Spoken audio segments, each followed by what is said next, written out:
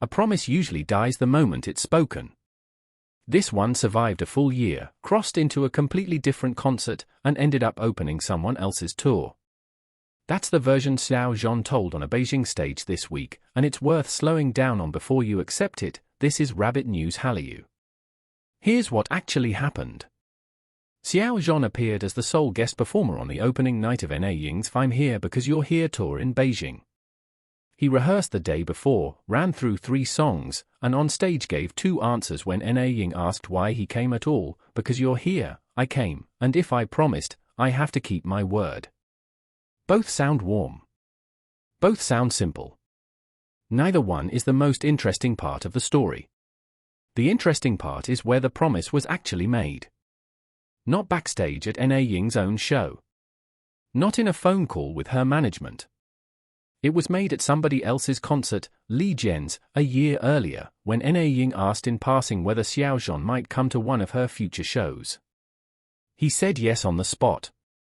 And here's the detail that changes how you should read everything that followed. Na Ying stood on her own stage this week and admitted, in front of the audience, that she never believed he meant it. She assumed it was just a polite thing artists say to each other in the moment. She didn't take it seriously. That gap, between what Xiao Zhan apparently intended and what Na Ying actually expected, is the anchor of this whole story. A one-line invitation, thrown out casually inside someone else's event, is not typically the kind of thing that survives 12 months and turns into a scheduled guest slot at a tour opener. Most industry promises like that quietly evaporate. This one didn't, and the fact that Na Ying publicly flagged her own disbelief is doing more narrative work than the guest appearance itself. So why does a kept promise need to be narrated at all? Guest appearances at Chinese entertainment concerts are, in the ordinary course of things, arranged well in advance. Agencies coordinate schedules, brands weigh promotional value, tour producers lock in names months before opening night. None of that machinery is invisible to industry watchers. What's unusual here isn't that Xiao Zhan showed up. It's that the framing offered to the audience wasn't supporting a friend or honored to be invited, the standard vocabulary for this kind of appearance. It was a promise and payoff story, with a specific origin point, a specific doubting party, and a specific date it needed to be redeemed by. There's also the question of billing. Xiao Zhan wasn't one name on a long guest roster for opening night. Reports describe him as the sole guest performer in Beijing. That's a meaningfully different commitment than a rotating cameo slot, and it changes how the promise framing lands. A crowded guest list reads as a promotional lineup. A single guest, rehearsed into 3 songs including one of the host's own signature numbers, reads as a deliberate centerpiece. That doesn't confirm any specific strategic intention on either side, it simply means that I kept my word explanation had to carry more narrative weight than it would have if he'd been one of 6 names on a bill. That's a different kind of narrative than the usual guest slot press line, and it's worth asking what work it's doing. One reasonable reading is that turning a scheduling decision into a kept word story gives the audience something more emotionally legible than 2 artists' teams coordinated a mutually beneficial appearance. A promise has stakes. A promise can be broken. A promise redeemed a year later, on the record, in front of a crowd, reads as loyalty rather than logistics. This doesn't mean the appearance wasn't also logistically convenient for both sides, it almost certainly was. But the story Xiao Zhan chose to tell on stage, and that Na Ying chose to confirm rather than downplay, wasn't the logistics. It was the promise. The rehearsal footage adds a layer that matters here too. The 2 performed 1,000 Years of Song and Summer Breeze as a duet, and Xiao Zhan also took on one of Na Ying's own signature songs as a solo, not a safe backing role, but a direct interpretation of material the audience associates specifically with her. Na Ying, by her own admission, was visibly nervous during rehearsal. Xiao Zhan reportedly joked that singing with her felt as natural as breathing, and she spent part of the session coaching him directly on breath control and phrasing. None of that reads like a quick favor squeezed between schedules. It reads like 2 people who've actually worked together before, going back to their pairing on the variety show, Our Song in 2019, where they first performed together as what fans nicknamed the Na Ying team. That earlier history is worth pausing on, because it reframes the promise angle. This wasn't a spontaneous bond formed at Li Jian's concert.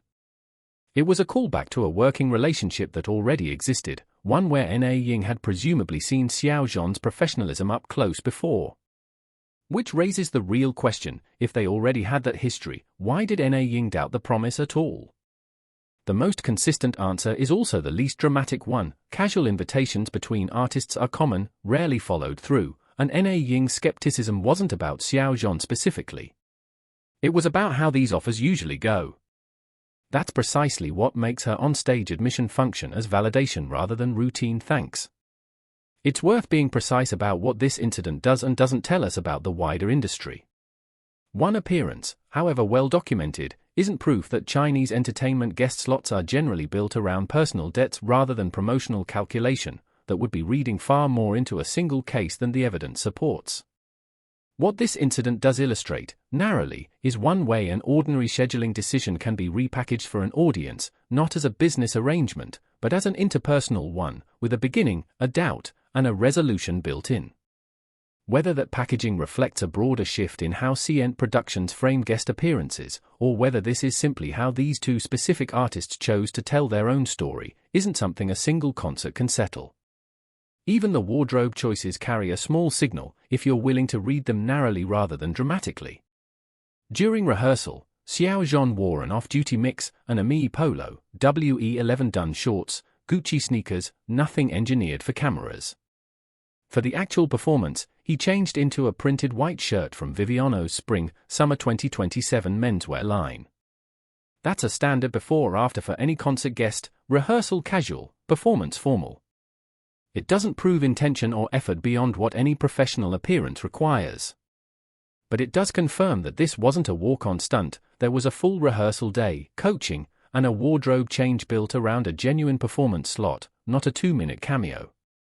There's an audience dimension worth separating from the artist and management reading. For domestic viewers who already track that Na Ying team pairing back to 2019, the promise narrative slots into an existing storyline. It confirms something they already believed about the friendship rather than introducing something new. For international audiences encountering the clip without that history, the story reads differently, less like continuity, more like discovery. That gap matters for how a moment like this actually travels once translated and reshared outside the original market. The same 3 sentences on stage carry a confirmation function for one audience and an introduction function for another, and coverage that flattens both audiences into a single reaction misses the distinction entirely. So go back to the promise. On its own, I said I'd come, so I came is a nice quote and not much else. What makes it worth examining is everything sitting around it: the fact that it was made at another artist's concert, that the person who received it doubted it enough to say so publicly, that the eventual appearance was clearly rehearsed and coached rather than improvised, and that the story told to the audience emphasized loyalty over logistics. None of that means the appearance was purely sentimental, and none of it means it was purely strategic either. The available evidence supports a narrower conclusion: this was a scheduling decision dressed in the language of a kept promise, and both artists appear to have been comfortable letting that framing carry the moment. That's not a criticism. It's how a lot of modern entertainment marketing works. Audiences increasingly respond to stories about relationships and loyalty more than to plain confirmation that two schedules aligned. Xiao Zhan didn't need to explain why he showed up. He chose to, twice, in almost identical language. Na Ying didn't need to admit she doubted him. She chose to, in front of a full house. Whether that's genuine sentiment, careful narrative construction, or most likely, some combination of both, is exactly the kind of question that doesn't get asked when a story like this gets covered as simple concert news. If you like entertainment coverage that looks past the headline for the detail that actually explains it, Rabbit News Hallyu was built for exactly that. Subscribe if you want analysis, not just updates.